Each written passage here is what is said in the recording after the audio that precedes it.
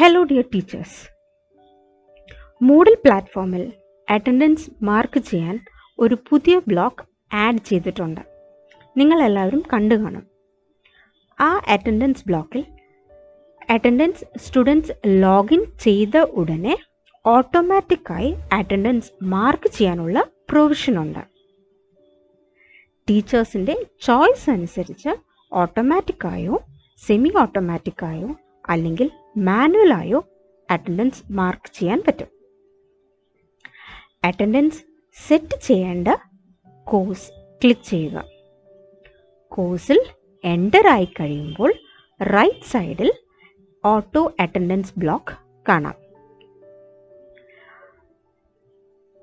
അതിൽ അറ്റൻഡൻസ് എന്ന link click ചെയ്യുമ്പോൾ ഈ ഒരു പേജ് നമുക്ക് കാണാം. ഇനി ആഡ് സെഷൻ എന്ന ടാബ് ക്ലിക്ക് ചെയ്താൽ അറ്റൻഡൻസ് ആഡ് ചെയ്യാനുള്ള ഓപ്ഷൻ കാണാം. മൾട്ടിപ്പിൾ സെഷൻസ് ക്രിയേറ്റ് ചെയ്യാനുള്ള ഓപ്ഷൻ ഉണ്ട്. വേണമെങ്കിൽ നമുക്ക് ക്രിയേറ്റ് മൾട്ടിപ്പിൾ സെഷൻ എന്ന് പറയുന്ന ടിക്ക് ചെയ്താൽ മതി. ഇനി മെത്തേഡ് ഓട്ടോമാറ്റിക്, സെമി ഓട്ടോമാറ്റിക് അല്ലെങ്കിൽ മാനുവലായി സെറ്റ് ചെയ്യാം. ഓട്ടോമാറ്റിക് എന്ന് പറഞ്ഞാൽ സ്റ്റുഡൻസ് ലോഗിൻ ചെയ്ത് കഴിയുമ്പോൾ ഓട്ടോമാറ്റിക്കലി അറ്റൻഡൻസ് മാർക്കാവും. സെമി ഓട്ടോമാറ്റിക് എന്ന് പറഞ്ഞാൽ ഒരു കീ ഉണ്ടാകും. ആ കീ കുട്ടികളുടെ അടുത്ത് ഷെയർ ചെയ്ത് കഴിയുമ്പോൾ കുട്ടികൾ അത് എൻ്റർ ചെയ്ത് അറ്റൻഡൻസ് മാർക്ക് ചെയ്യാം. അതല്ലെങ്കിൽ മാനുവലായി അറ്റൻഡൻസ് മാർക്ക് ചെയ്യാവുന്നതാണ്. ഞാനിവിടെ ഓട്ടോമാറ്റിക് ആയിട്ടാണ് അറ്റൻഡൻസ് മാർക്ക് ചെയ്യാൻ കൊടുക്കുന്നത്. അപ്പോൾ ഇവിടെ ഓട്ടോമാറ്റിക് ക്ലിക്ക് ചെയ്യുക. അടുത്തത് സെഷൻ്റെ സ്റ്റാർട്ട് ഡേറ്റും അതേമാതിരി സെഷൻ്റെ എൻഡ് ഡേറ്റും സെറ്റ് ചെയ്യുകയാണ്. അപ്പോൾ സെഷൻ സ്റ്റാർട്ട് ചെയ്യുന്ന ഡേറ്റ് എനിക്ക് സെലക്ട് ചെയ്യാം.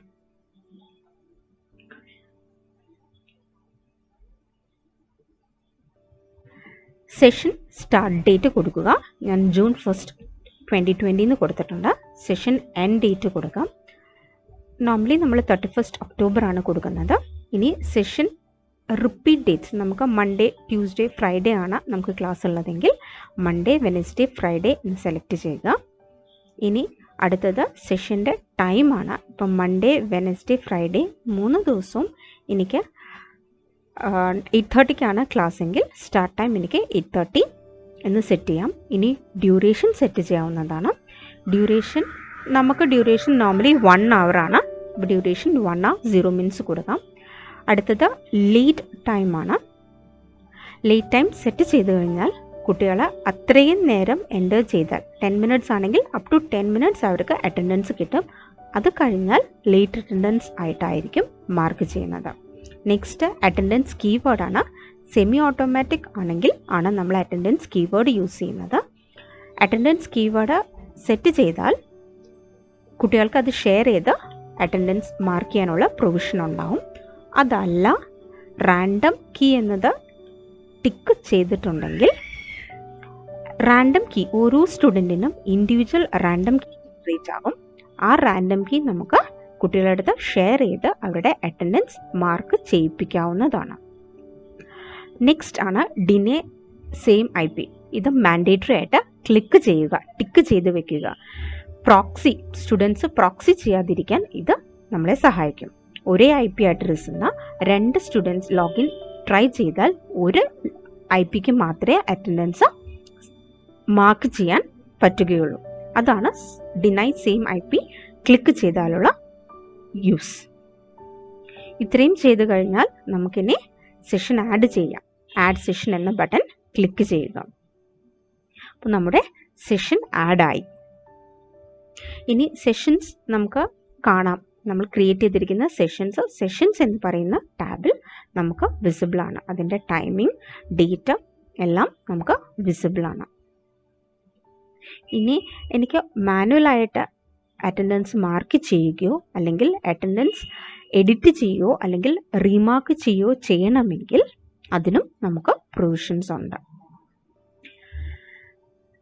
ഈ കാണുന്ന ഗ്രീൻ ബട്ടൺ ക്ലിക്ക് ചെയ്ത് കഴിഞ്ഞാൽ നമുക്ക് അറ്റൻഡൻസ് എഡിറ്റ് ചെയ്യാനോ മാർക്ക് ചെയ്യാനോ ഉള്ള പ്രൊവിഷൻ ഉണ്ട്.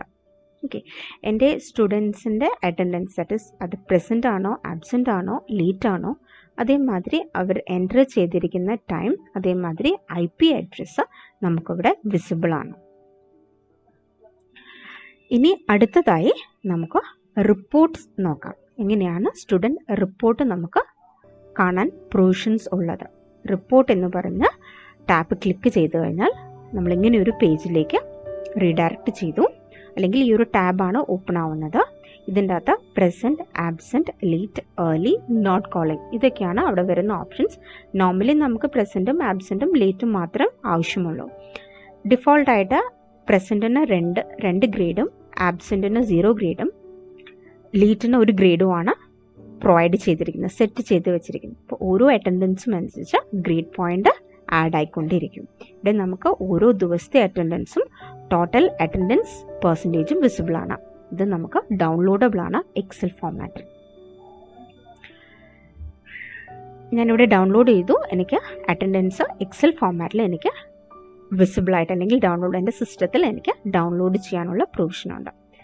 ചെയ്തു കഴിഞ്ഞാൽ റിട്ടേൺ എന്ന് പറയുന്ന ടാബ് ക്ലിക്ക് ചെയ്താൽ നമുക്ക് തിരിച്ച് നമ്മുടെ സെഷൻ്റെ അകത്തേക്ക്, നമ്മുടെ കോഴ്സ് പേജിലേക്ക് നമ്മൾ റിട്ടേൺ ആയി. ഇനി ഈ റിപ്പോർട്ട് എന്ന് പറഞ്ഞ ടാബിൽ റീച്ച് ആവാൻ ഡയറക്റ്റ് ആയിട്ടൊരു ഷോർട്ട് കട്ടും കൂടിയുണ്ട്. അറ്റൻഡൻസ് ബ്ലോക്കിൽ റിപ്പോർട്ട് എന്ന് പറയുന്ന ടാബ് ക്ലിക്ക് ചെയ്താലും നമ്മൾ ഇതേ റിപ്പോർട്ട്, നേരത്തെ കണ്ട റിപ്പോർട്ട് പേജിലേക്ക് തന്നെയായിരിക്കും ഡയറക്റ്റ് ചെയ്യുന്നത്. അപ്പോൾ അറ്റൻഡൻസ് മാർക്ക് ചെയ്യാനും സ്റ്റുഡൻസ് അറ്റൻഡൻസ് റിപ്പോർട്ട് റിട്രീവ് ചെയ്യാനും ഈസി ആയില്ലേ. So thank you.